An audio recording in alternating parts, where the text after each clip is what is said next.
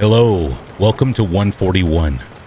I hope you enjoyed this volume, and if you do, please subscribe and hit that like button for me. It really helps out the channel a lot. And last thing before we begin, please keep in mind that there are only 3 ads in this entire video after the first 3 stories. I like to get them out of the way fast so you can relax or sleep without being interrupted over and over again. And now, let's begin.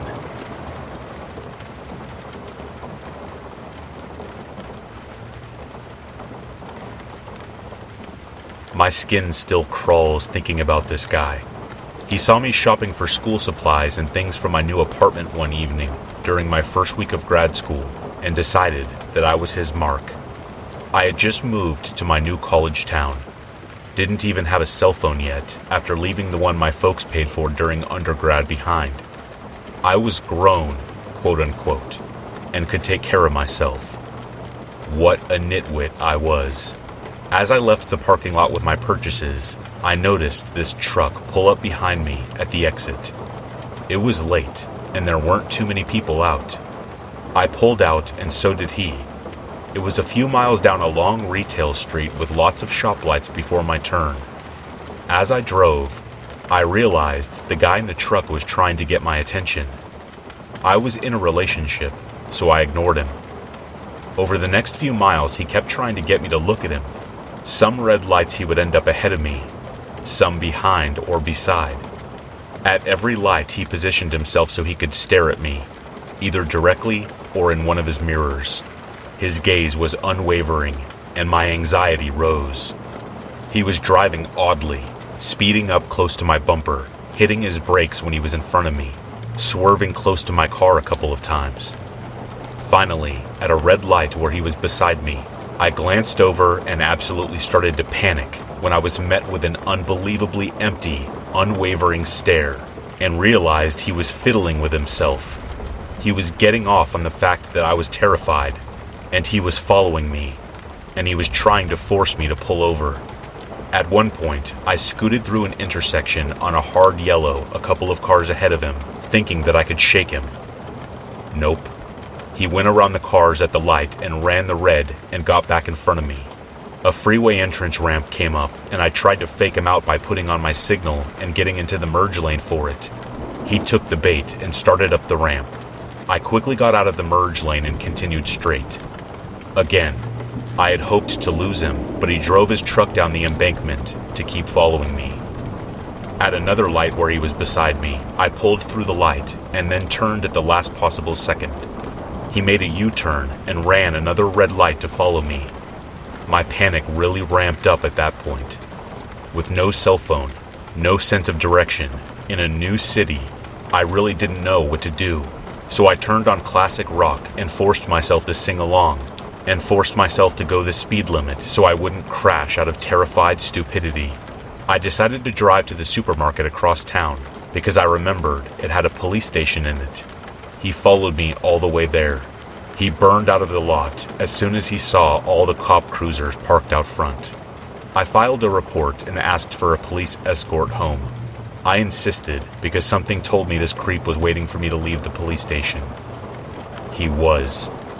As soon as I pulled out, I saw him. I pulled over and told the officer following me, and he went after him. But the truck had taken off, and the cop couldn't catch him. The police got the surveillance video from the first store. It turned out this jerk had been following me the entire time I was shopping. I saw him on surveillance footage following me through the store. I saw him follow me out, close enough to grab my elbow. I saw footage of him circling the lot in his truck, waiting for me to pull out when I took too long to unload my cart. My heart sank. I was able to remember 6 of 7 digits of his plate and the make and model of his truck. In the end, the cops did nothing. They said that it was a he said, she said, since the surveillance video didn't catch him doing anything particularly unlawful, and it was a losing case to try to charge him with anything. I ended up trading vehicles with a friend for a couple of months to try to feel safer and went on with my life.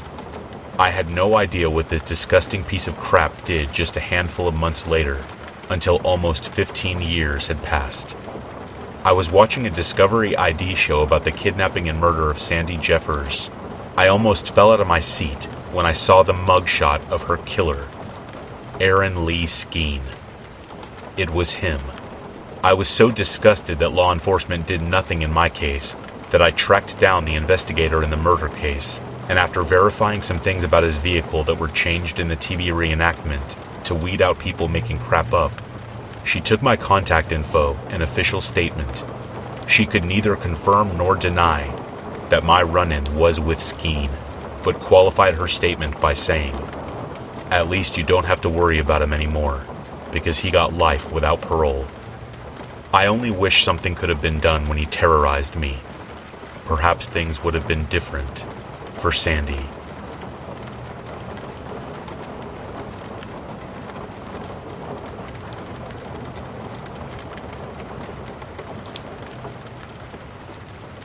I grew up in a small town in the Midwest where you left your doors unlocked and came home when the streetlights turn on at dusk. After moving away for college, I decided to move back to my quiet, sleepy hometown in one of the 2 apartment buildings. I am living there for roughly 3 months when one night I go to sleep early on a Friday night. Now, I am a reasonably hard sleeper, so when I awake in the middle of the night to noises, I am immediately alarmed. I'm going to describe my apartment layout for a better understanding. As you walk in the front door, the kitchen is to the left and the living room to the right. There's a hallway straight ahead and one bedroom at the end. A bathroom is to the left in the hall and my bedroom to the right.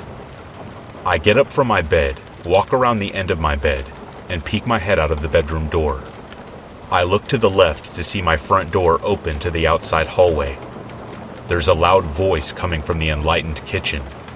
From my vantage point, I am unable to see into my kitchen. I froze. This fact I have left out of telling this story since. It's not something I'm very proud of, but I want to relay this story in its entirety.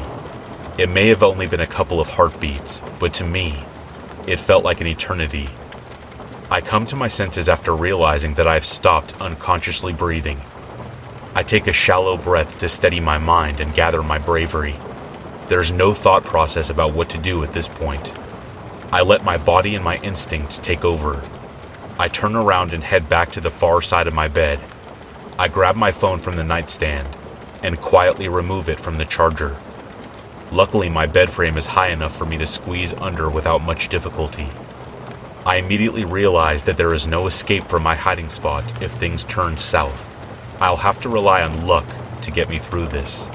I dial 911 and a woman answers and asks about my emergency. I briefly explain, in a whisper, that an unknown man is in my apartment and that I am currently safe. I lay there, listening to the chaos in my home, reassured by the presence of my cat, Marcy, laying under the bed with me. It seems to me that he's on a phone call based on the one-sided rambling. I tell the operator this fact and explain my fear that he's going to bring other people into my home. He was making enough sound to allow me to give play-by-play on the call. He starts screaming about killing someone. I am unsure at this point whether he's talking to the person on the phone or if he knows I'm there. The voice is unfamiliar, but this does little to ease my terror. He then starts ringing the doorbell in the outside hallway and yelling for me to come out. My blood runs cold as I realized that he might come to try and find me. Marcy is alarmed by the doorbell that has not ceased ringing, and she creeps out from under the bed. I panic. What if he hurts her? I start whispering as loudly as possible to get her attention without letting him know my location. She senses my unease and crawls back under the bed with me. At this point, it's felt like an eternity, and I ask the operator how long until the police arrive. She is unsure, but assures me that they are on their way. My town is roughly a 30-minute drive to the nearest city police, but I assume there's a highway patrol that would be coming soon. Little did I know that safety was in no rush to get to me. I hear him walking around my apartment and enters my extra bedroom, which is my storage room with a bed.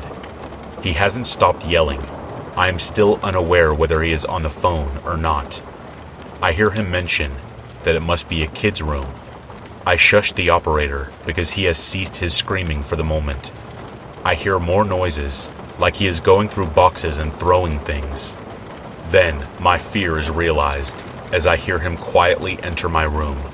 I see his feet walk to my closet from my vantage point. He starts going through my clothes and emptying my hamper onto the floor. He turns around and walks to my bed and sits down. I stopped breathing. I think he lays down at this point, since the pressure of the bed lessens on top of me. He's deadly silent, and I'm still holding my breath. There's shuffling and moving around, and he gets up and walks out of my room. I take a shallow breath and steady my conviction. He starts making noise again like he's throwing and punching things. I inform the operator that he was just in my room, and the police need to hurry. I don't know how long I can keep Marcy under the bed, and concerned about what could happen if he finds me. He walks back into the kids' room, quietly. I shush the operator again, because she is continuously asking me for a play-by-play. I hear him breathing from the other room. After the quietest few minutes of my life, he yells, "Who's there?"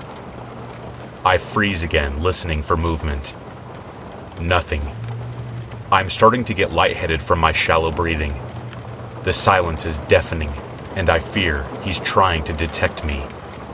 After a lifetime, I hear footsteps entering my apartment. I hear a man's voice say, "Hey, bud, you're in the wrong house." I have never felt more relief in my life before this night or since. I hear my door close, and I crawl out from under the bed and break down.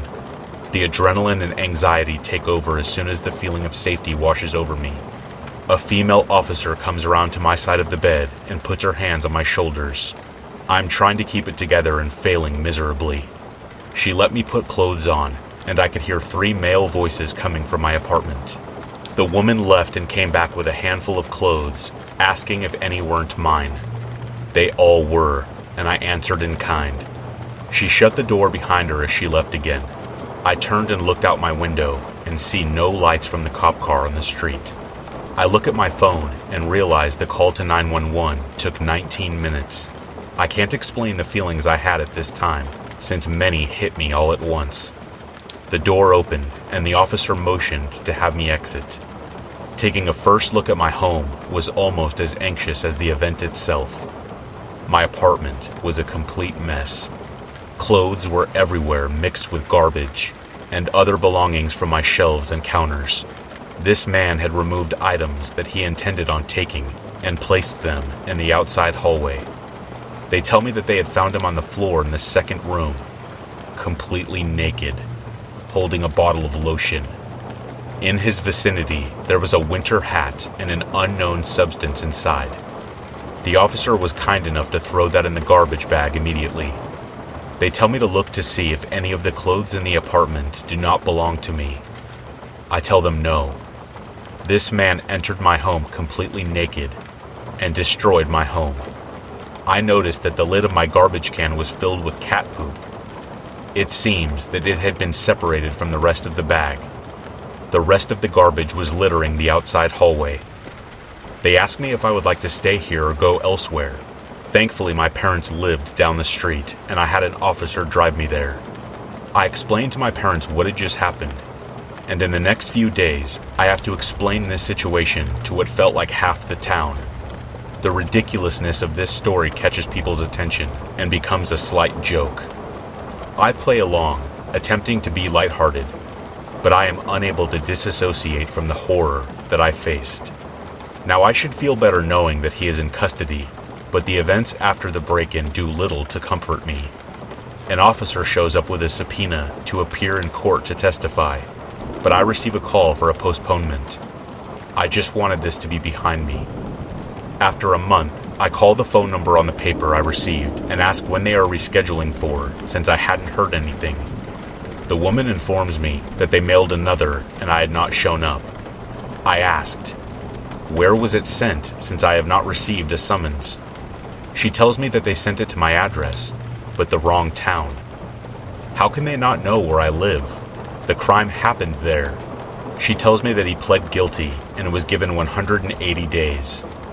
I was furious.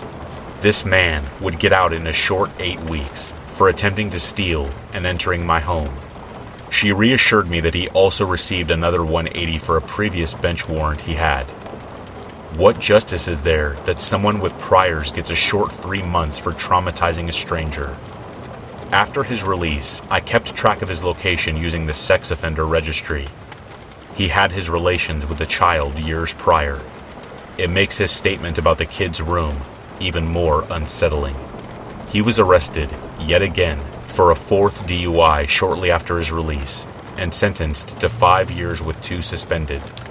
I was happy for a while. My nightmares hadn't ended, but the tension I felt during my waking hours lessened.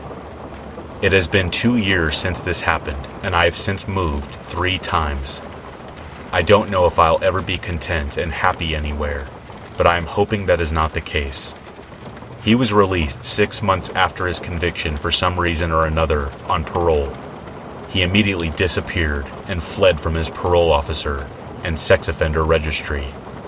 I am hoping to someday grow out of the nightmares.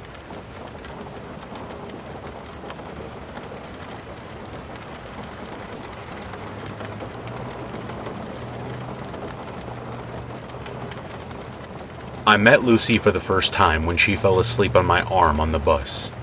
When she woke up, she gave me a really weird look before shambling off the bus.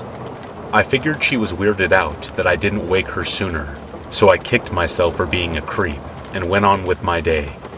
Can't win 'em all. I was thrown for a hell of a loop when her whole friend group was sitting by my usual spot on the bus the next day. Being an awkward teen, I wasn't about to turn down any kind of positive attention. I got to know her friends and ended up on good terms with her before I realized I hadn't asked her name. I'm hard of hearing, so I did not hear her when she said her name. Lucy, right? Yeah. Lucy and I had your typical high school courting process. That is to say, she was overwhelmingly forward, and after a few weeks I got the hint. As we were getting close, Lucy would fixate on learning about past heartbreak and finding out about my personal life. I am a serial oversharer, so I didn't really mind talking about myself, but she would constantly butt in by saying how messed up things were. I was weirded out. Even at 16, I knew that was cringy, and I was going through my emo phase. The next thing that really bugged me at the time was that she would ask so much about me, but she would never say anything about herself. It made me feel crappy, always venting and never helping her out. During this time, she missed a few days, and I let another girl sit by me since it was an overcrowded bus, and I didn't think it mattered. When Lucy came back and saw me with another girl, you'd think she was shot. She just about ran to the seat behind us and started going off. I cannot remember exactly what Lucy said, but the other girl never talked to me again after that. Once her rival was gone, Lucy reclaimed her spot next to me, and all was sunshine and rainbows. Nobody ever asked to sit in Lucy's spot after that. Lucy always had a crude sense of humor, but after a while, things started getting hurtful. She would take jabs at my insecurities, and anytime I got upset about it, she would give me crap for not being able to take a joke. These jokes, quote-unquote, usually stopped just shy of outright insulting me. When Lucy wasn't breaking me down, she was super affectionate. She would sleep on my chest while we rode home on the bus, and she would even talk about herself from time to time. I don't remember the first time she hit me.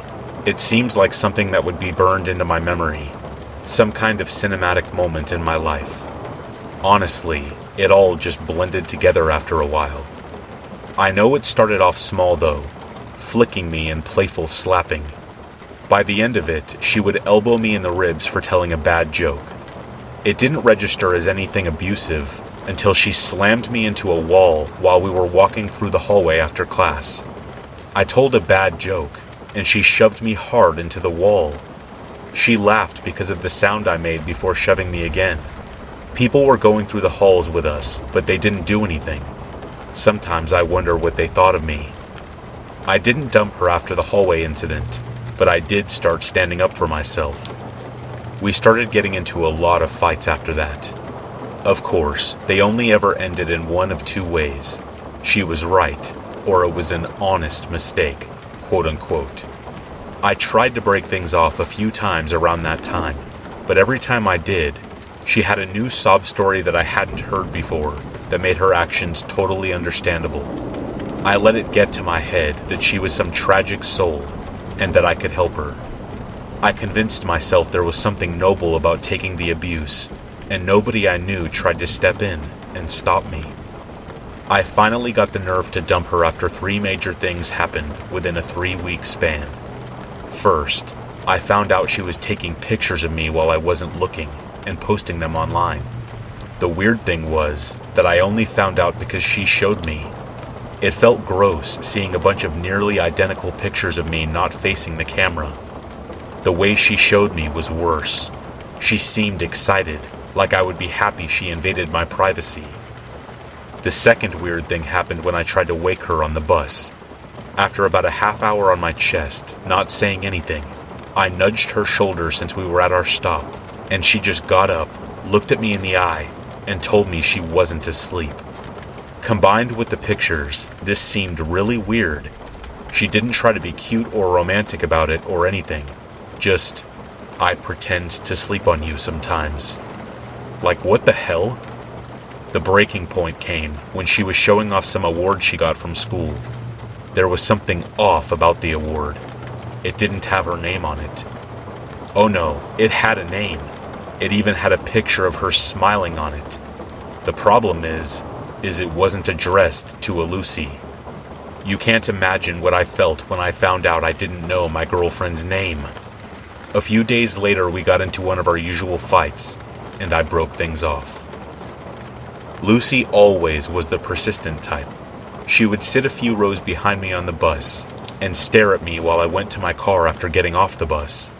Looking at her wouldn't make her stop. It felt like she wanted me to know she was watching me. One day, when she got on the bus, she looked me right in the eyes for a solid 20 seconds while she walked past me to her new seat. I am pretty sure she was expecting me to say something. The next year I graduated and got a retail job. End of the story, right? Wrong.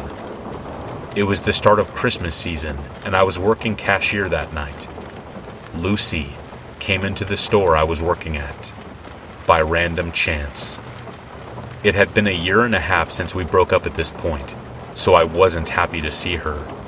But surely we could pretend it wasn't weird. She gave me the look the squirrel in Ice Age gives his nut. She grabbed something from the front and went right into my line. She didn't say a word to me, but she wouldn't break eye contact, and she was swaying like an excited toddler. It hurt to look at her.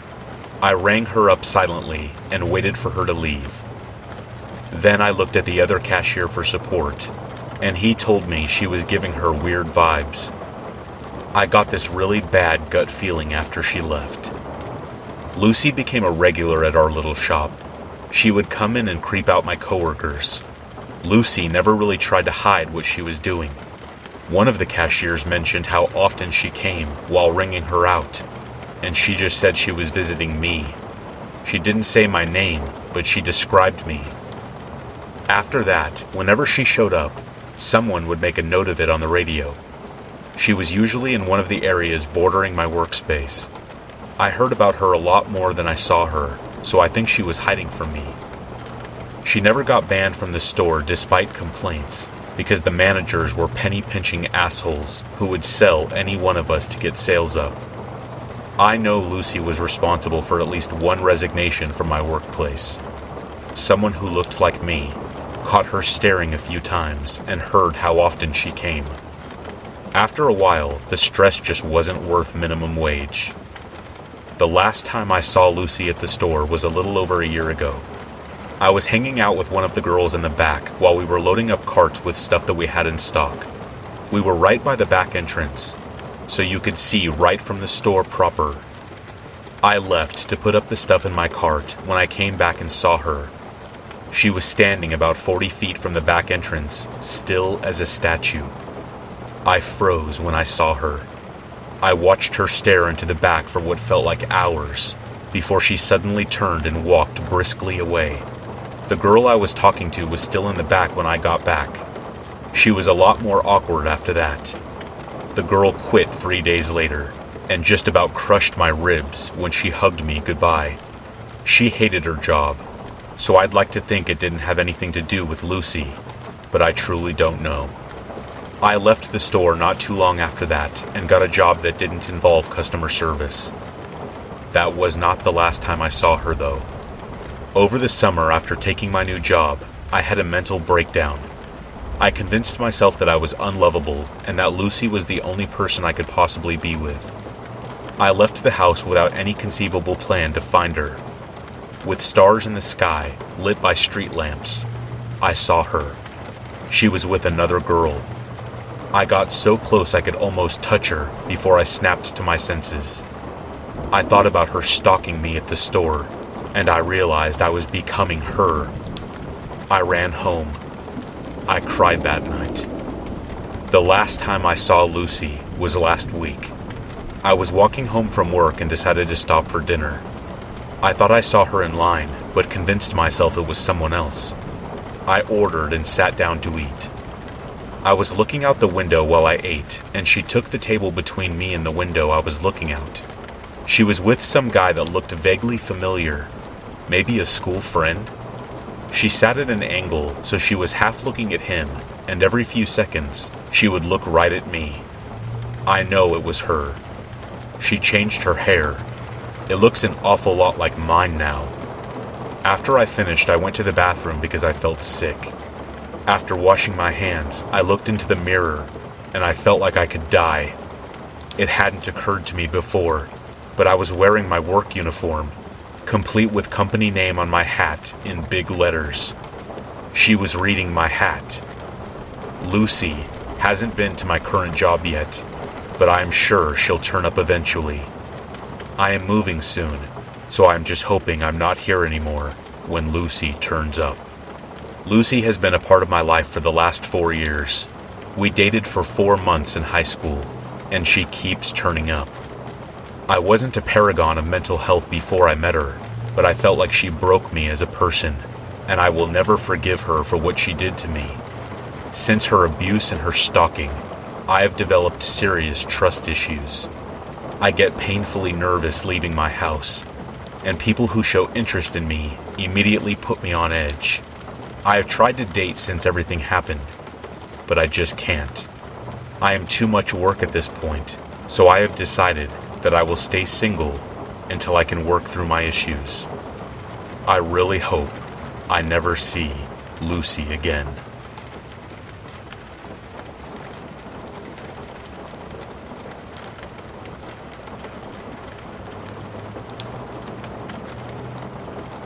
This happened about a year ago. I was on Tinder looking for either fun dates or new friendships. I was scrolling and I received a new message from a guy who we'll call Brian. I took a look at some of his profile pictures, read his bio, and decided that I was interested in him. We started messages back and forth, and he seemed to be a really kind, charismatic guy who really knew how to hold a conversation. A few days went by, and we eventually exchanged numbers. He seemed nice enough, and I wanted to see if he was as great in person as he was over text message. So I asked him if he wanted to go on a date with me. He very happily agreed. So I scheduled a date. The plan was that I was going to drive to his place, pick him up, and we'd grab some lattes at my favorite local coffee shop. It was around 6 p.m., and I sent him a text message to tell him that I was leaving my house, to which he responded with a quaint, "I can't wait to meet you." I smiled at his supposed kindness. Then, in the middle of driving to his house, I received a phone call from him, so I picked up, and the conversation went mostly as follows. "Hey Brian, what's up?" "Hey, quick change of plans. I'm feeling tired and I would rather not go out. Would you be okay with staying at my place? We can watch some shows or order some takeout."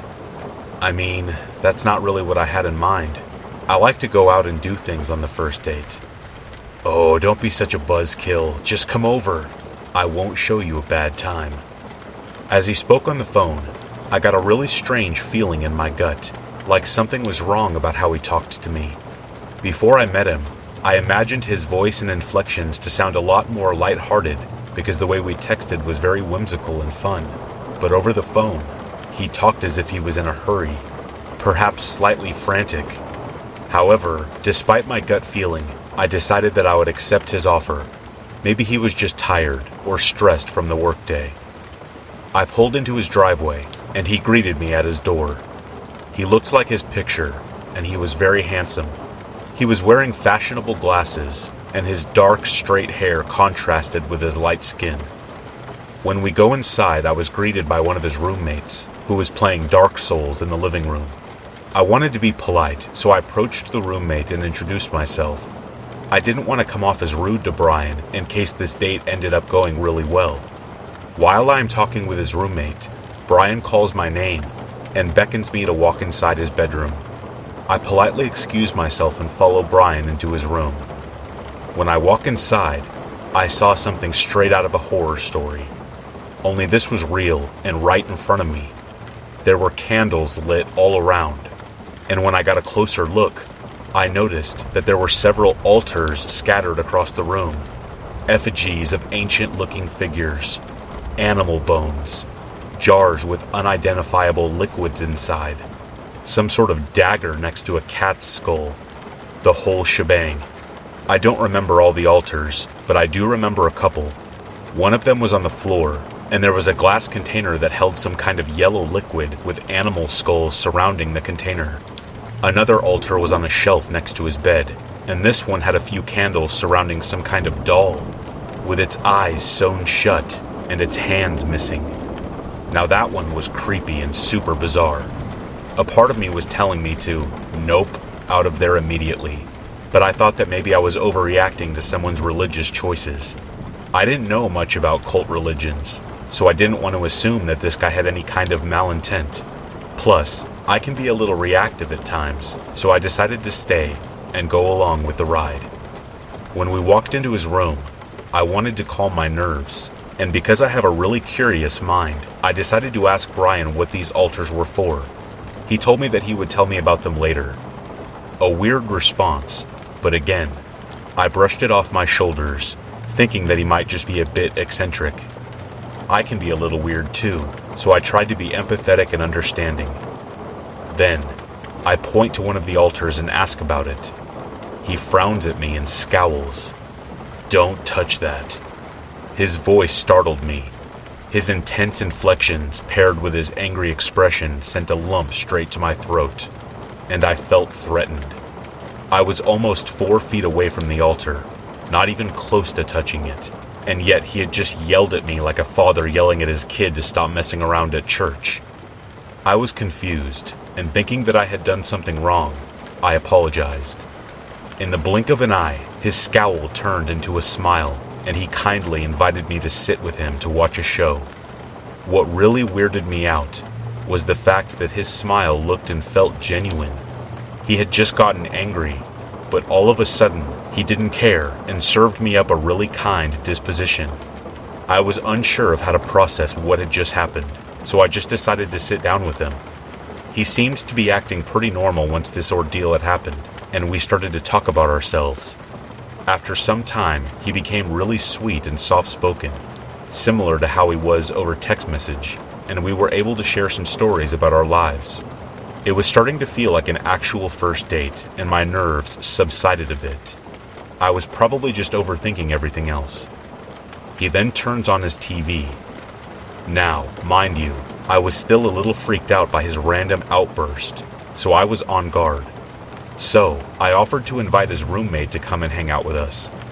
Brian's roommate seemed like any old average Joe when I met him, and I just wanted someone else to be there to act as a buffer.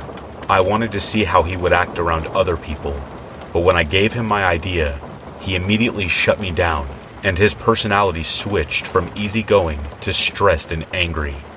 He started cussing out his roommate to me, making it clear that he absolutely hated him. The switch was so jarring, I started to panic again. Then, he changed the subject and started to talk about me. He said that he found me really attractive, and in the process, His figure started to graze my thighs. I needed a second to collect myself, though, so I excused myself to get some water. When I stood up, he immediately slapped my ass and told me not to take too long. I walked out, closed the door behind me, and started to make my way for the kitchen. I was hoping to chat with his roommate on the way and see if I could ask him about Brian, but he was asleep on the living room couch, so I just made a beeline to the cabinets in search of a cup. I thought about walking out and driving home because I didn't appreciate his sudden touchiness, but I started getting paranoid. He had all those altars, and he didn't tell me what the altars were for. I have seen some horror films about the occult, and I truly had no idea what this guy was capable of. Yeah, he was sweet at times, but he was showing me some really aggressive behavior. Who's to say that this guy isn't able to put some kind of voodoo curse on me? Dramatic, I know, but you can never really be sure. So I grab my water and cautiously head back to his room. When I walk back inside, I saw him sitting on the couch with his legs crisscrossed and his eyes closed. When I approached him, I saw his mouth moving, but I didn't hear anything coming from it. Weirded out by this, I called his name, but he didn't respond. Strange. I called his name a second time, and he opened his eyes, uncrossed his legs, and went back to watching the TV, without at all addressing what he was doing. What the hell? I was getting really worried, but I did what I could to keep my cool. I didn't want to do anything to upset him or make him lose his cool. I sat next to him on the couch and we started talking. Once again, he was completely normal. Unnervingly normal. It's like I was in the room with a real-life Dr. Jekyll and Mr. Hyde, except Brian was able to switch between them seamlessly. I needed to do something. But what the hell was I supposed to do? I couldn't call him out, because he might lash out in some malicious way. But I also didn't want to stay, because he was freaking me the hell out.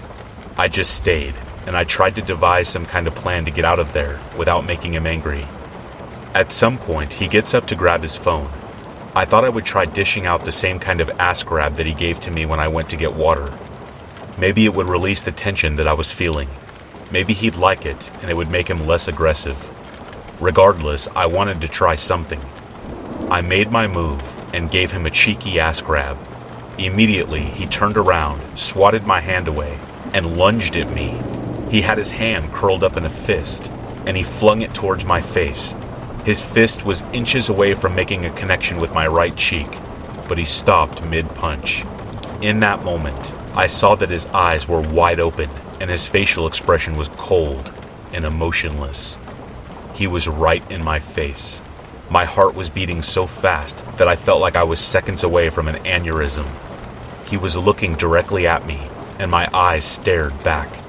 At that moment, I felt like the prey to his predator. Then, he uncurled his fist, put his icy hands on both sides of my face, and started to squeeze. "You're just so cute." He pulled me in and forced a kiss. I absolutely did not want to kiss him, but I was paralyzed, and I couldn't will myself to push him away. His words were patronizing, sort of like he was talking to a dog, and it felt even more like this because he had just scrunched my face against his. I felt disgusting, kissing someone that had almost punched me in the face, but there was nothing I could do in that moment. Again, I didn't want to risk pissing him off. He slowly pulled away, gave me another sweet smile, and sat down, pretending that nothing had just happened. Just started staring at the TV. Yep, I'm over this. Completely. His behavior was becoming more erratic and more unpredictable. His room was creepy as hell. He clearly had associations with the occult, and frankly, he was scaring me. I eventually decided that I would rather deal with the voodoo-looking altars later on than stay in his house and have to put up with the immediate danger. So, I snapped myself out of my anxiety-induced trance, stood up, and told him that I was starting to get sick and that I wanted to go home. He got angry and tried to convince me to stay the night, but I gathered my courage and insisted that it was time for me to leave. He begrudgingly let me, but it was clear that my decision pissed him off. I didn't care anymore. I said goodbyes and told him that I would text him later. thinking F that to myself while doing so. I got in my car and drove home, shaking and sweating. I felt relieved to get out of there, but nervous that he might try to do something. The uncertainty of it all is what truly shakes me up. But thankfully, no actual harm came to me. Who knows what would have happened if I had stayed, though.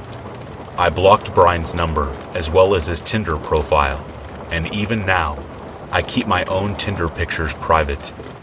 I haven't heard from him since, but I still fear that he is going to try and come after me, somehow.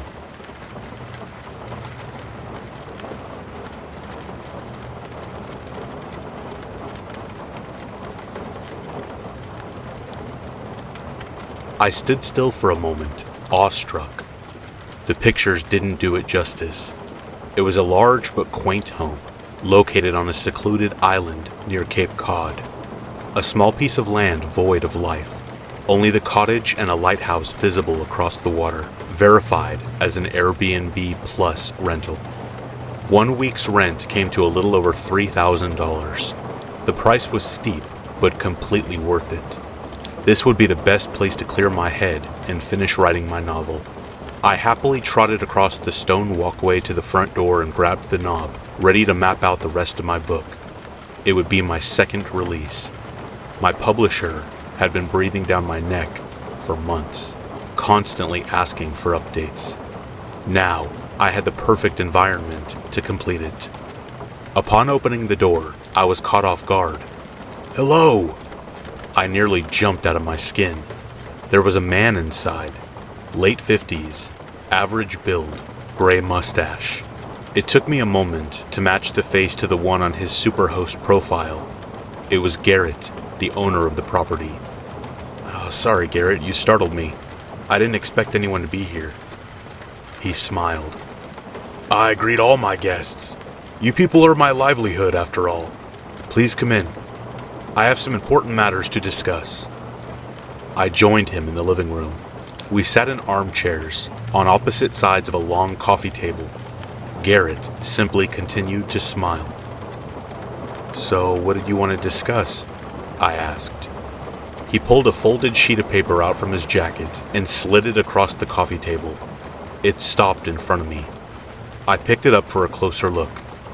The edges were worn, and it felt almost canvas-like between my fingers. I began unfolding, but Garrett stopped me. "Don't. You'll have plenty of time for that later. Just listen." I looked up at him, confused, but compliant. "This house has been in my family for generations. Staying here can be a rewarding experience, but it can also be a dreadful one if you're not careful." "Come on, Garrett, don't tell me the place is haunted." I was the only one smiling now. Garrett looked at me, thoroughly unamused. My smile vanished, and I gestured for him to continue. "On that sheet of paper are some rules. You must follow every last one of them. There are no exceptions. So long as you do this, your vacation will be a pleasant one." With that, Garrett stood up from the chair and walked to the front door. He turned to me on his way out and offered a final sentiment before leaving. "Follow the rules, Jack. If you don't, you're in for a bumpy ride." When he left, I unfolded the list, expecting to see a reiteration of his stay requirements. No pets, no modifications, clean up after yourself, that sort of thing. This was not the case.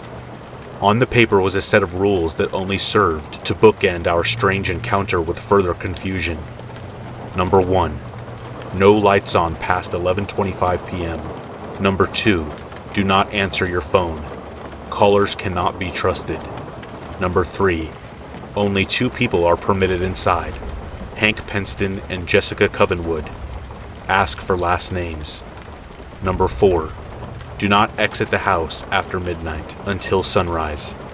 Number 5, if your room changes location, close the door and try again. Only leave when connection has been re-established. Number 6, the voices are harmless. Do not converse with them. Number 7, never lock your doors. Number 8, if you have any trouble, call Jessica Covenwood at this number. This is the only phone call you can trust. This lifeline may only be used once during your rental period. At the bottom of the page was a final note. I will come to collect you, but only when the rental period is over, not a moment sooner.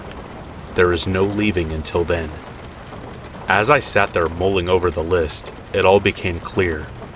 Garrett was a lunatic. Either that, or this was a poor attempt at humor. Either way, I brushed off our meeting and the list of rules altogether, placing the paper on the coffee table where it stayed for the rest of the night. A majority of the first night was peaceful. Of my novel's final 6 chapters that needed completing, I was able to stay up late and finish 2 of them, first drafts at least. There was still a lot left to do. My final days on the island would have to be spent proofreading the entire manuscript and filling cracks in the narrative before sending it to my editor. Still, 2 chapters was not a bad night's work, all things considered. After patting myself on the back for a job well done, I looked at my phone. It was 12:18 a.m. My lips spread into a slight smile as I looked at the desk light, wavering in and out of life. It's past 11:25, Garrett. Was this why I needed to turn off the lights, so they wouldn't flicker? I chuckled to myself as another rule came to mind. Number 4, if I remembered correctly. Do not exit the house after midnight. I continued to laugh to myself as I ventured downstairs, opened the front door, and stepped out into the night. The view was brilliant. A blanket of stars covering the cape, only broken up by the gorgeous lighthouse jutting upward, practically cutting a hole in the night sky. It was a breathtaking sight, well worth the partial advance for my book. What's the reasoning behind this rule, Garrett? You didn't want me to enjoy the view? I turned and stepped back into the house. I then locked the door. Oops, that's another rule broken. Hope the house doesn't chastise me. With that, I traveled upstairs to the bedroom and fell into a blissful sleep the moment my body met the sheets. My slumber would not last. 3:27 a.m. I awoke to a thunderous banging at the front door. In a groggy slur of motion, my legs just barely managed to pull the rest of my body out of bed. Practically sleepwalking, I eventually made my way downstairs and opened the door. Outside, there were no longer any stars. Their light was replaced with a thick fog rolling over the ocean. The water and air were still, frozen in place. There was no one there but me. I closed the door and went back to bed, certain that the sounds I heard were remnants of a dream overlapping with waking life. My body fell onto the bed, and sleep took hold once more. 4:42 a.m. I awoke again, ripped from a dream state where I was turning in my novel to the publishing house. For whatever reason, in this dream, Garrett was my boss. He held the manuscript to my face and flipped the pages, revealing a lack of ink. There's nothing here, Jack. All that time and nothing to show for it. He continued to flip through before stopping somewhere in the middle. Unlike the other pages, this one had text. The words were familiar, but they weren't written by me. Garrett's rules painted the page, the pitch black ink slowly dripping from the paper. His form soon followed, melting onto the floor below. You should have followed the rules, Jack. That's when I sprung to life, my heart pounding as I sat up in bed. The sound of pages turning rang in my ears, but it hadn't leaked over from my nightmare. Over on the desk was my manuscript, its paper wildly flapping about. My heart nearly sank before I noticed a chill in the room. I had left the window open. It was just the wind. Relieved, I shut the window and went back to sleep. 5:19 a.m. No sound woke me this time. Instead, it was nature calling, beckoning me to take a late-night trip to the bathroom. Unfortunately for me, this would not be an easy task. Upon opening the bedroom door, I was greeted by a deeply unsettling sight. It was a hallway. Not the hall that should have been there, mind you. An entirely different hallway. Noticeably different. It was narrow, almost too thin for a person to walk through, and it was long. very long, seemingly longer than the building itself. Lining the sides was a plethora of doors, more doors than I knew the house to have. It was, by all means, unexplainable. I rubbed my eyes to test their acuity. The hallway was still there. I wondered for a moment if I was dreaming, but quickly discarded the notion, certain that I could tell the difference between what was real and what wasn't. But if not a dream, then what? With an air of hesitance about me, my feet pattered into the narrow void. I tried each door along the way, but they were all locked. Halfway in, a harrowing sound cut through the air. I turned my head to see that the bedroom door had shut itself. Running back and turning the knob was futile. It wouldn't budge. Without a whole lot of options, I continued down the hall. At the end was a final door, different than the rest. Affixed to it was a plaque with a designation, like one you might see in a hotel. According to the text, it was room 371. The knob offered no resistance as I turned it and gently pushed the door open. There was no light inside. Still, I could make out something standing in the center of the room, facing me.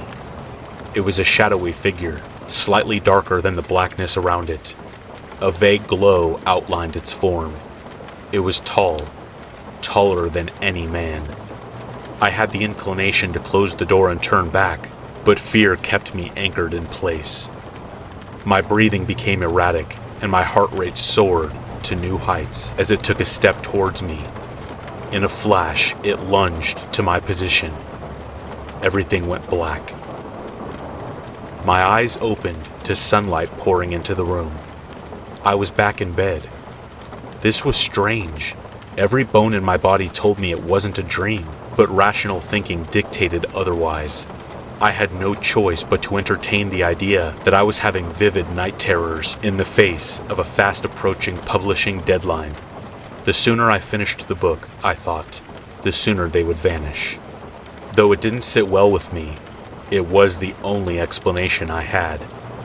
My phone buzzed on the bedside table. I knew who it was, but with the deadline on the horizon, I couldn't afford the distraction. When the buzzing ceased, I crawled out of bed and started the day. My first few hours awake were productive. I was able to write over half of the next chapter and tweak some finer details throughout the rest of the book. My progress was, however, impeded by a knock at the front door. Unlike the night previous, there was someone out there. A man. "Can I help you?" I asked, confused. Was hoping I could help you, actually. My name's Hank. I'm a locksmith from the mainland. Garrett sent me to check the locks on all the doors. I pondered for a moment and then grabbed the list of rules from the coffee table. I looked it over before meeting Hank back at the door.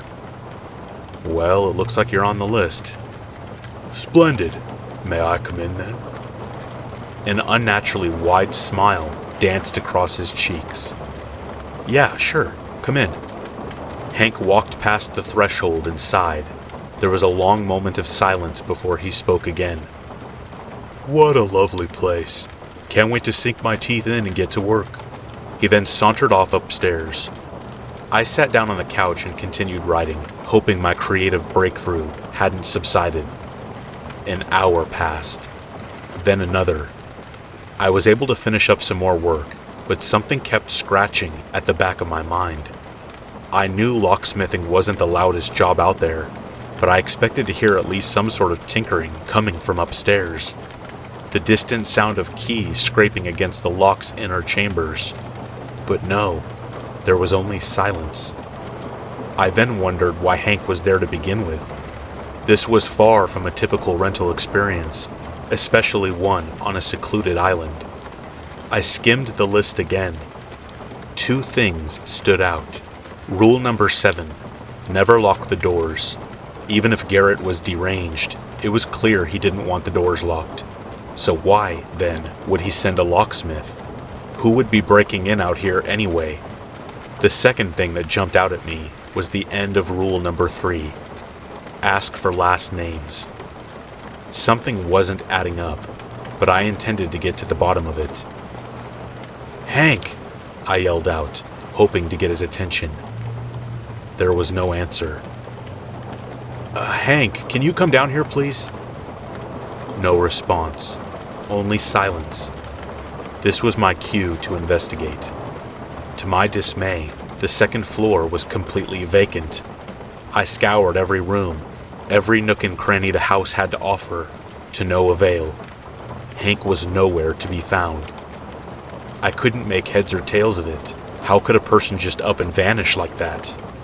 I returned to the first floor. Hank was there, sitting on the couch, looking over my manuscript. There was no way he could have snuck by me. Say, this is pretty good. I wonder how it's going to play out. Help me out here, Jack. Is there a happy ending, or does the man succumb to his own demons? I stood frozen at the bottom of the stairs. "Hank," I asked, "what's your last name?" A grin formed beneath his nose. Reedon. My name's Hank Reedon. Why do you ask? I looked down at the list in my hands. Penston. His name was supposed to be Hank Penston. No reason, just curious. Hey, do you mind tossing me my phone? Hank looked down at my phone on the coffee table. A few moments passed before he grabbed it and looked over at me. He stared for a long time, almost as if calculating the distance, and then finally threw it over. I caught it and ran for the front door. "Thanks, I'll be right back." I sprinted to the edge of the island, unsure of who or what was inside the house. It was becoming ever apparent that Garrett might not be so crazy after all. Something truly strange was afoot, and I wanted no part of it. At first, I called the ferry station. No answer. Then Garrett. Still no answer. Before I could try another number, my ex-wife called. I had been ignoring her calls for weeks. "Charlotte, thank God. I'm at an Airbnb off the Cape. I need you to..." She interjected. "Leslie's dead, Jack." My blood ran cold.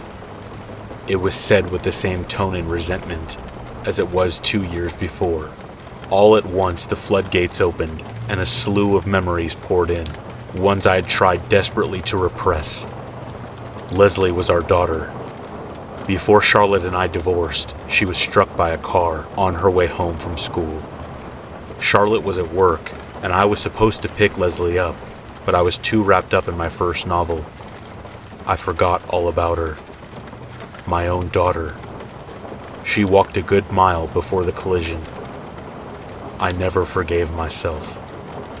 Neither did Charlotte. "Charlotte, why are you saying this?" Tears rolled down my face. "She's dead, Jack. It's your fault. My baby is dead. All because of you." Her voice became louder and less distant until I could barely recognize the cadence, an inhuman growl. "You're to blame, Jack. You belong where you are. I hope you rot in that house." I looked down at the list, now stained with the steady stream of droplets dripping from my cheeks, and that's when I remembered rule number 2. Do not answer your phone. Callers cannot be trusted. As much as it pained me, I hung up on her. It wasn't real, but it sure as hell felt like it was. I wiped away my tears and looked at the last rule. Braving the fierce currents of the ocean likely wouldn't end well. The shore nearly 16 miles away, so Jessica was my only hope. The only phone call you can trust, according to Garrett. I dialed the number and waited. After 2 tones, my ear was met with a female voice. "You broke a rule, didn't you?" "A few, actually, give or take." She let out a sigh. "Did you let anyone in?" "Yes, Hank." "Hank Penston?" "No, Hank Reedon." There was another disappointed sigh. "Okay, listen carefully. I want you to go back to the house, but act natural.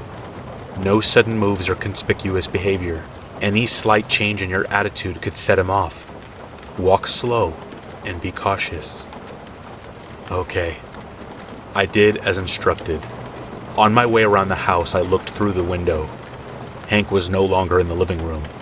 There was a slight spike in my adrenaline, but I held my composure. Until turning the corner, that is. Standing at the back of the house waiting for me was Hank.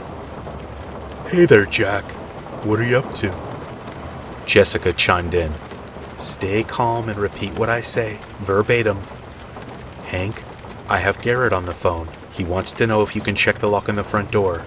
He says it's been sticking lately. In the most casual voice I could muster, I repeated what Jessica said. Hank bore a stoic expression for a few moments and then spoke. That darn thing. I'll see what I can do. He walked past me and went off to the front of the house. I was officially rattled. Jessica's voice broke the tension. About a dozen yards from the house is an electrical box. Do you see it? I surveyed the area and noticed the box. It was embedded in a tree stump, of all places. One that stuck out of the ground at an awkward angle. Yes, I see it. Good. Open the hatch. There is a lever there. I want you to pull it down and then wait exactly 10 seconds, after which you will place it back in its original position and close the hatch. I was confused. How is this going to help exactly? There was a third sigh of frustration. That is the master switch. When you pull the lever, it will deactivate all energy on the island. When you reset the lever, the house will reconstitute. This will wipe the slate clean. I didn't understand how it all worked, but I had heard enough to warrant an obvious follow-up question. Couldn't I just leave it off? There was no sigh this time, just anger. No!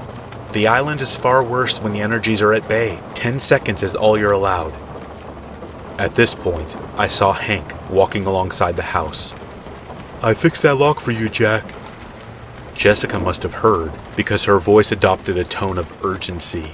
Pull the lever, now! I did as she said and began counting. Hank continued to walk toward me, his form phasing in and out like a bad television signal. Jack, what are you doing? Need a hand? His pace grew faster until his walk became a run. My heart was pounding. Just as he was closing in, the 10 seconds were up, and I forced the lever back. Hank vanished completely, and the stump receded into the earth below. I fell back onto the ground in relief. Jessica, we did it. Click. Clearly she wasn't as pleased with the victory as I was. That was fine. I was just thankful to be alive. Once inside the house, I laid down in bed and held the list to my face, scrutinizing every last detail. I was determined not to break another rule for the rest of the day. That night was peaceful. I made sure all the doors were unlocked, turned off the lights by 11:25, and refused to answer any calls. When I slept, there were no strange dreams. No dreams at all, in fact. It was a truly restful night, the best sleep I had had in years. Despite my predicament, I awoke hopeful that I could weather the storm and survive the week. I was even able to write some more of my book. Not much, but enough to jumpstart my creativity. The next night didn't go nearly as well. 2:12 a.m. I had woken without cause. In an effort to fall back asleep, I shut my eyes and allowed my mind to wander. I thought of my book and the deadline. I thought of my eventual departure from the island. Before long, I thought of Charlotte and Leslie. The image of our once happy family would forever be seared into my broken heart. I felt my eyes begin to water, but something interrupted the sadness. A sound. Footsteps. My eyes opened and I sprang to life, sitting upright in bed. The footsteps stopped just outside the room. With a great deal of apprehension, I got out of bed, took a deep breath, and tiptoed to the door. When I turned to the knob and opened it, I found myself at the entrance of the house. With rule number 5 in mind, I shut the door and opened it again. I was now at the living room. Next was the bathroom. Then a hallway, a familiar hallway. Off in the distance, I heard the click of room 371's door. The tall shadow stepped out. The hall began to shrink. The figure closed the gap between us in a matter of seconds. Luckily, my will to live outweighed the fear that held me in place. I managed to shut the door just in time to prevent my demise. When I opened it again, the room was back where it was supposed to be. 3:47 a.m. Just as I was finally drifting back to sleep, the voices started. "Hey Jack, enjoying your stay?" Though frightened, rule number 6 came to mind, and I followed it. The voices were harmless, and I was not to converse with them. "What's wrong, Jack? Hung up on Garrett's rules? That's no fun." I closed my eyes as the voice grew louder and hid beneath the covers. "Don't hide, Jack. We won't hurt you. Honest." The footsteps were back, walking outside the room. They stopped at the door. "He's here now, Jack. I can tell you how to make him go away, but you have to talk to me." The door creaked open, and the footsteps recommenced, walking over to the side of the bed. "He's leaning over you now. I can make him leave. Just say the word." I couldn't give in to the ploy. I had to obey the rules. But then, there was a tug on the sheets. My heart nearly stopped. "Wake up, Jack!" I jolted to a sitting position. The room was empty and the door shut. It was a dream, but that didn't explain the hand-shaped impression on the edge of the bed. No matter the culprit, I would endure the torment. It was only a week. "You can get through this, Jack." Leslie's face flashed in my mind and forced an unexpected tear out. "You've been through so much worse." The next few nights came and went without issue. There were some dicey moments, but I learned to handle the odd voice here and there, and the room moving every now and again. I ignored knocks at the front door altogether, avoiding any and all potential repeats of the Hank incident. Night 6, however, was by far the worst. Some things never change. Dark clouds loomed over the ocean as the waves crashed into the island. Just like the night Leslie was killed, I became deeply engrossed in my writing, to the point that nothing in the world could have pulled me away. Even after everything that had happened in the house, I was somehow able to finish the book. Maybe the shock to my system inspired me. My fear had transformed into focus, granting me a greater mental clarity. When all was said and done, and the editing complete, there was a horrible revelation. According to my phone, it was 11:24 p.m. My heart sank to the depths of my soul as I raced across the house, shutting lights off, knocking over furniture and decorations in the process. When I came back to the bedroom to turn off the final light at the desk, I glanced at my phone once more. The readout is now etched into my memory. 11:26 p.m. I clicked off the light, praying that my phone's readout was somehow wrong and that I still had time. 11:27 p.m. The bedroom door slammed itself shut behind me. I jostled the knob and pushed my weight against it, but it remained unmoved. A swirling black vortex of smoke was expelled from beneath the bed. It covered the floor in an instant and began rising to fill the rest of the room. I had no intention of waiting to see what would happen to me in the darkness, so I flung myself at the window and shattered the glass, landing on my back in a bed of shrubbery below. The impact knocked the wind out of me. Shortly thereafter, I passed out. 11:38 p.m. I dreamt. I knew it was a dream and not the house's doing, because it was one I had had so many times before. The setting, my daughter's school. The bell rang, and a stampede of children rushed out into the world, excited to leave for the day and see their parents. The last person out was Leslie, left alone to her own devices. "Daddy, where are you?" Her eyes darted back and forth. I tried to call out to her, but much like the day in question, I wasn't there. In the dream, I was only an observer, forced to watch as the horror unfolded before me. Leslie waited for 15 long minutes before heading off in the direction of our home. I bore witness to her trek, a poor girl alone in the cold. And then, it happened. Dream tears flooded my field of view as a car swerved and the heart-wrenching scream of that beautiful young girl rang through the winter air. 11:56 p.m.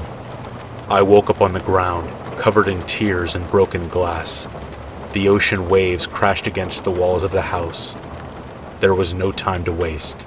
Without my phone, I didn't know exactly what time it was, but it had to be close to midnight. Another broken rule would only make matters worse. I raced to the front door, opened it, and swiftly shut it behind me, somewhat thankful to be back in the house, but also somewhat terrified. The coming moments would echo the latter emotion, adding to my woes. 12:05 a.m. I was able to open the bedroom door and retrieve my phone. Luckily, the smoke had vanished. Upon venturing back down to the living room, I was shattered, just like the glass on the ground outside.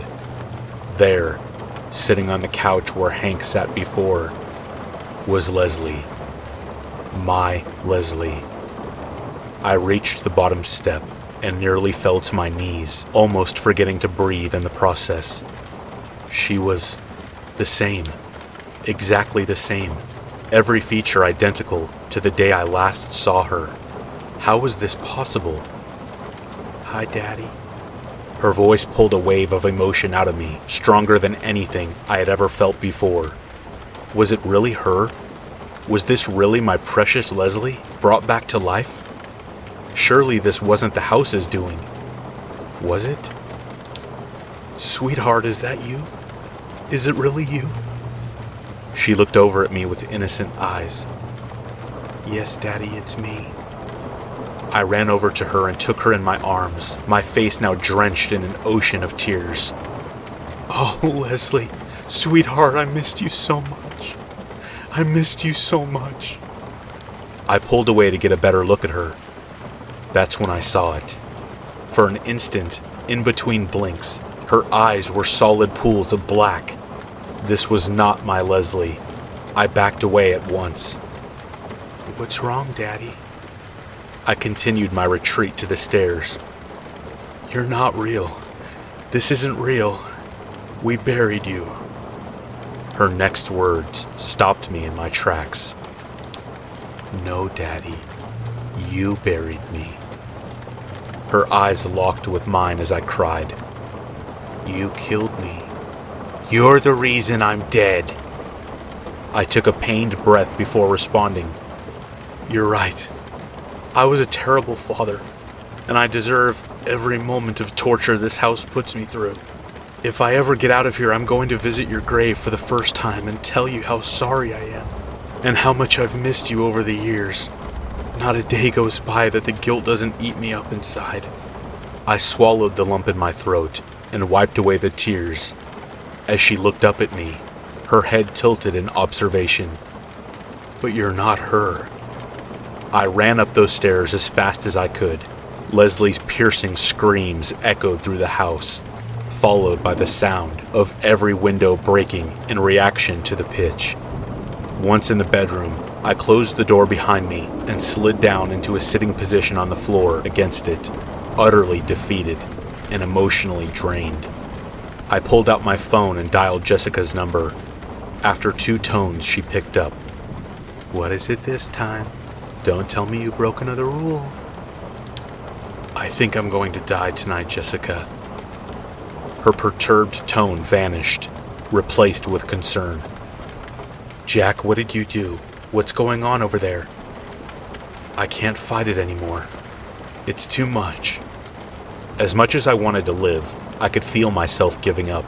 I don't even know why I called her. She couldn't help. The lever was gone, and it was past midnight. The storm outside was destroying the house. Soon I would be swept out to sea, never to be heard from again. "Hold on, Jack. I'll be there soon." Click. She wouldn't be coming. Even if the ferries ran that late, they wouldn't dare operate in a storm that violent. The end was near, and I could feel it. 1:13 a.m. After a good long while of wallowing in self-pity, there was a knock at the front door. Jessica? No, it couldn't be. I cautiously exited the bedroom and slowly descended the staircase to the living room below. The storm raged on outside, a gust of wind howling through the house. In reaching the bottom step, I noticed that the coast was clear. Leslie's ghost was nowhere in sight. As quickly as I could, without drawing any unwanted attention to myself, I pattered over to the door and opened it. Behind it was a beautiful woman in her 30s, black hair, peach skin, and a tasteful spattering of freckles on either side of her nose. "Jessica?" I asked. "Who else would it be?" Her voice and sassy attitude answered my question in spades. I stepped aside and she barged in, clearly upset. I closed the door behind her, careful not to lock it and risk breaking another rule. I was less scared of the supernatural consequences than I was of Jessica's fury. "You really had me worried, Jack. What did you do, anyway?" Before I could answer, a small figure appeared from behind the couch. It was Leslie. Jessica followed my gaze and looked across the room. "Jack, who's that?" "My daughter. I didn't know she was here with you. You don't understand. My daughter has been dead for 2 years." Jessica backed up to the door where I was still standing. "Oh, I see." Just as before, Leslie let out an awful shriek that rang through the house. It was louder than before, much louder. Jessica turned to me, our hands cupping our ears. "Jack, we need to get out of here. Follow me." We raced past Leslie and up the stairs to the bedroom. "Okay, Jack, let's get going." She shut the door and opened it. She continued this routine, revealing the many rooms of the house. At one point, it opened up into the living room. Jessica quickly slammed it shut before Leslie could make her way in to get to us. Finally, it opened up into the hallway. Yes, that hallway. Jessica grabbed my wrist. "Come on, let's go." I yanked my arm back in refusal. "Are you insane? I've been in there and I don't plan on going back. Have you seen room 371? Jessica let out one of her signature sighs. "Yes, I know all about it. So long as we get to where we're going before the shadow notices, we'll be fine. Now come on, we don't have a whole lot of time here." I reluctantly respected her wishes. I wasn't keen on facing that ominous stretch of hall again, but Jessica's advice hadn't failed me yet. Besides, I was ready to die just an hour ago. Whatever fate would befall me in there couldn't be any worse than seeing my dead daughter resurrected. "Okay, Jessica, I'm ready." 1:36 a.m. Matching each other's pace, step for step, we disappeared into the dark hallway, the bedroom door closing behind us. I whispered, so as not to wake the beast, "Where are we going anyway? None of the doors down here open." Without hesitation, she answered, "One does." It took a moment for it to sink in. "No, Jessica, are you serious? I can't go in that room. It lives in there." She turned to me and put her hands on either side of my face. She stared into my eyes with a look of pure kindness. I was taken aback by the unexpected intimacy. "Jack, you need to calm down. Just trust me. We are going to be fine, I promise." As far as explanations go, that was pretty vague. Still, it was reassuring. I can't explain it, but I was compelled to believe her. There was something about Jessica I really liked. A warmth that radiated around her. A contagious, soothing force. We continued down the hall, and I didn't bring up my reservations again. 1:42 a.m. We reached the door. This was it, the moment of truth. I was about to open it when Jessica pulled my hand back. "In order for this to work, you need to knock 3 times. No more and no less." I nodded in agreement. I raised my hand to the wood and knocked precisely 3 times. A deep anxiety racked my nerves as the anticipation grew. After a few moments, the door was pulled open, revealing the shadowy figure within. It stepped away and motioned for us to enter. I looked over to Jessica for approval. She nodded and followed me in. The entity softly closed the door behind us. It then walked over to where we stood and changed. Its dark form turned to light, illuminating the rest of the room. It was the bedroom, only it wasn't exactly the same. Something was amiss. I couldn't quite put my finger on it. It just felt different. The bright figure then shrunk down to a glowing orb and drifted away, phasing through one of the walls, leaving us by ourselves. Moonlight shone through the window. The glass wasn't broken anymore. There was no storm outside. Everything was pristine. Jessica, what just happened? This is the house's safe space, a fail-safe for when too many rules are broken. She could tell I wasn't following. It's a copy of the bedroom from just before things went south. A moment suspended in time that we can stay in for a while. At dawn, everything will revert to normal. Why didn't you tell me about it before? Honestly, it's a risky move. The shadow is a fickle being. When you enter room 371, there's only a 50% chance he'll accept your entrance. Otherwise, you're doomed. I couldn't believe it. You're telling me that we could have died? You risked our lives on a 50% chance? She came over and placed her hands on my face again. Jack, we're safe. There's no need to be angry. Relax. We would have died anyway at the hands of the house. This was our only option. She was right. Honestly, I was happy she was there. Without her, I would have been a goner. 3:17 a.m. Jessica spent some time going over my manuscript. I filled in some of the blanks so she could skip the more fatty sections and finish before bed. Jack, this is beautiful. I wasn't so sure. Maybe I put too much of myself in it. Maybe the blood I poured onto the pages covered up the meaning. Who in their right mind would want to swim through my despair to reach a story even I wasn't sure I believed in? It's about you, isn't it, Jack? This is your life from the moment your daughter died to now. I felt myself unraveling. I'm tired, Jessica. I think I'm going to call it a night. I offered her a half smile, waltzed over to the bed, and laid down. To my surprise, she laid down with me and placed her hand on my chest. It's okay, Jack. I've never lost a child, so I can't imagine the kind of things you're dealing with. I do know that things will never be the same. That doesn't mean you have to give up. What would your daughter have wanted? There was no fighting my tears any longer. You don't understand, Jessica. I'm responsible. She was waiting for me when it happened. I was her father, and I wasn't there for her when she needed me. Jessica didn't respond. I sobbed until there was nothing left in me. When the moment passed, I asked her a question. Why do these things happen here? Honestly, I don't really know. We turned to each other. Her warmth reared its head again, inviting me to come to it. Our lips met, and with it, an intense feeling was born, like nothing I had ever felt. A somber, quiet energy filled the air and coated the room. In a turn of events I will never fully fathom, Jessica and I made love. 5:32 a.m. Jessica fell asleep in my arms. I stayed awake, content for the first time in years.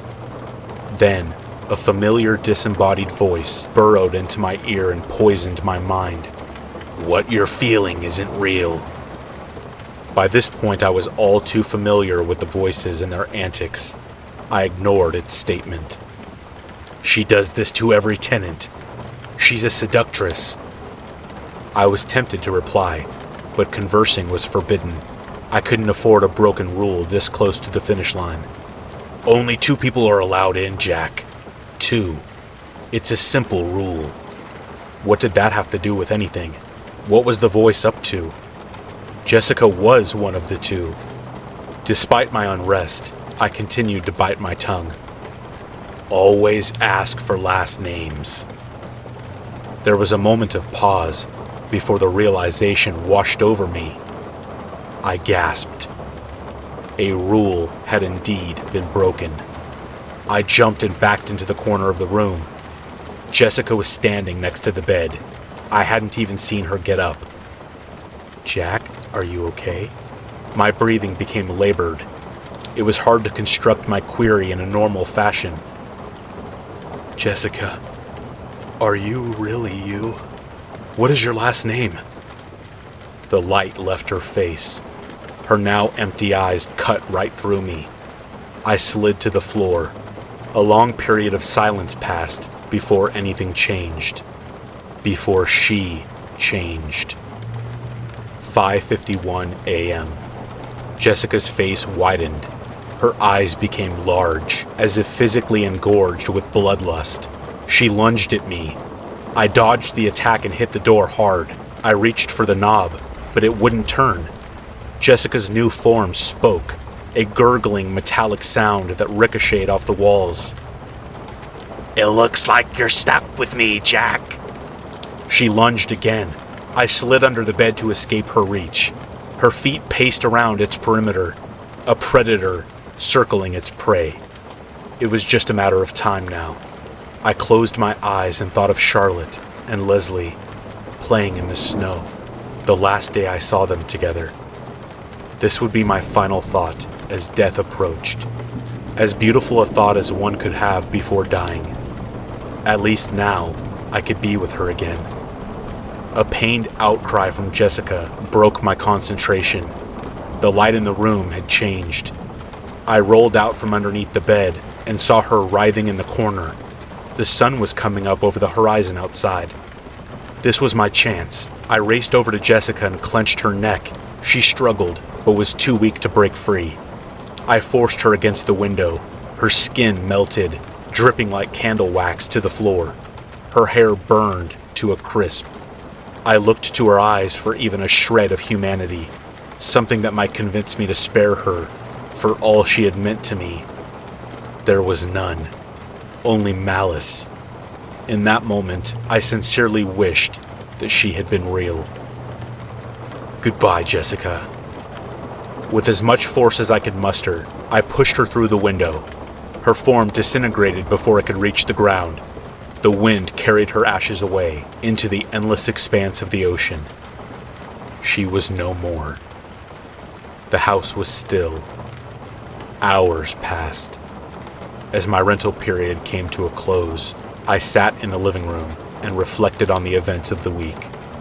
In a weird way, I had come to terms with Leslie's death. The guilt would always be there, but I felt I could move on now, free of the restraints that once bound me. Knock, knock. I opened the door and let Garrett in. Your ferry awaits. I nodded and gathered my things. I was anxious to leave, but felt the need to ask him something first. Garrett, what is this place? He smirked. Many words come to mind. Anomaly, portal, impossibility. I personally think it's a mirror, showing us ourselves in a way we never thought possible. A place where our past and present intersect. Perhaps the right word for it is closure. I smiled. You might be onto something, Garrett. Splendid. Splendid. Does that mean you'll leave a good review? I chuckled. You know what? I'll do it right now. I opened the app and clicked through to the listing. A bit of information caught my eye as I scrolled. Checkout time, 12 p.m. I looked up at the readout at the top of my phone's display. It turned from 11:59 to 12 as I watched. I let someone in before time was up, meaning a rule had been broken. The note at the end of the list came to mind as the dread set in. I will come to collect you, but only when the rental period is over. Not a moment sooner. That wasn't Garrett. I looked up to see him standing directly in front of me. "Something wrong, Jack?" I dropped my things and ran out to the dock as fast as I could. The ferry had just arrived, the real Garrett aboard, motioning for me to hurry. After boarding, I turned back and looked at the house one last time.